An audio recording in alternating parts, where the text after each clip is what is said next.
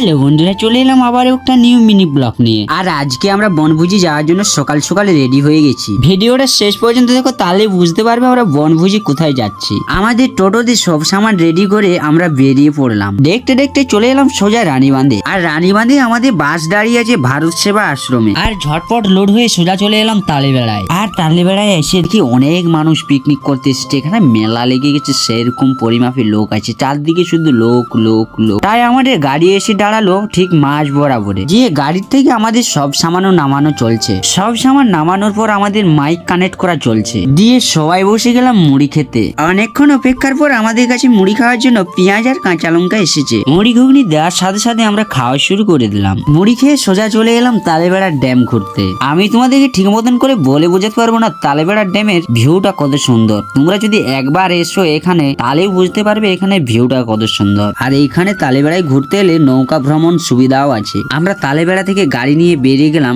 সুতানে। গাড়ি নিয়ে সুতানের পথে যেতে যেতে আমাদের সাথে একটা ঘটনা ঘটে যায়। আর রাস্তার মধ্যে চাষি ভাইয়েরা যে ঢড়ি ফুয়াল মেলেছিল, সেই ঢড়ি ফুয়াল গাড়ির সামনে চাকায় ফেঁসে যায়। আর গাড়ি হালকা পেছনে নিতে দেখা গেল এতগুলো ঢড়ি ফুয়াল গাড়ির সামনের চাকার মধ্যে ফেঁসে গেছিল। যাই হোক, ওখান থেকে উদ্ধার হয়ে সোজা চলে এলাম সুতানে। আর সুতানের সোজা আমরা গিয়ে দুতলা খাম্বার মধ্যে উঠে গেলাম। আর এখানের ভিউটাও ভালো ছিল। তোমরা যারা এসেছো তারা জানো এখানে ভিউটা কত সুন্দর। আর যারা আসো না তারা অবশ্যই একবার হলো আসবে জীবনে। আর ওখান থেকে নেমে শক্তপোক্ত সেতু দিয়ে চলে গেলাম জঙ্গলের মাঝে। আর জঙ্গলের মধ্যে এটাই সেই সুইমিং পুল, যে সুইমিং পুলে একটাও কুমির নেই। আর এইখানেই দুই বন্ধু হালকা করে গলা ভিজিয়েছে। আর গলা ভিজার কথা বলতে আমার গলাটাও শুকিয়ে গেছে, প্রচন্ড জল তৃষ্ণা পেয়েছে। আর জঙ্গলের মাঝে জল পাবে না এমন কোনো ব্যাপার নেই, জল পেয়ে যাবে। এখানে পুকুরের জল আছে, নদীর জল আছে, জুড়ির জল আছে, তো ওই জল খেলে শরীর খারাপও হতে পারে। যাই হোক, ওইসব কথা ভুলে গিয়ে আমরা সোজা হাঁটা দিলাম বনের মাঝে। আর বনের মাঝে গিয়ে দেখি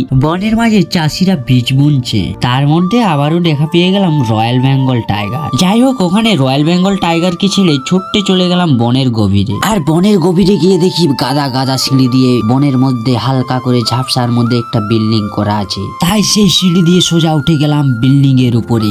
আর বিল্ডিং এর উপরে ভিউটা দেখো চারদিকের। আমরা এখন আছি জঙ্গলের মাঝে, শুধু শাল গাছে ঘেরা, বড় বড় শাল গাছ। আর দেখতে পাচ্ছ নিচ দিকে তাকালেই দেখা যাচ্ছে মানুষ জনসংখ্যা আছে। একটা দিদি তার নিজের স্বামীকে ফুল গিফট করছে, তাই সকল ছেলে মিলে গান করছে। এরাই হলো সেই দিদি দাদা। তারপরে ওখান থেকে বেরিয়ে চলে এলাম সোজা গাড়ির কাছে। আর তোমরা যদি না জানো সুতানের জায়গাটা কার, তো তোমরা শুনে নাও সীমন্তর মুখে সীমন্ত কি বলে। এই যে পুরো জায়গা রয়েছে, পুরো জায়গাটা আমার ঠাকুর দাদা ছিল, কিন্তু কি করবা, দুর্ভাগ্যবশত আমার ঠাকুর দাদা সরকারের নামে লিখে গিয়েছিল। ঠিক আছে, তা কোনো ব্যাপার না।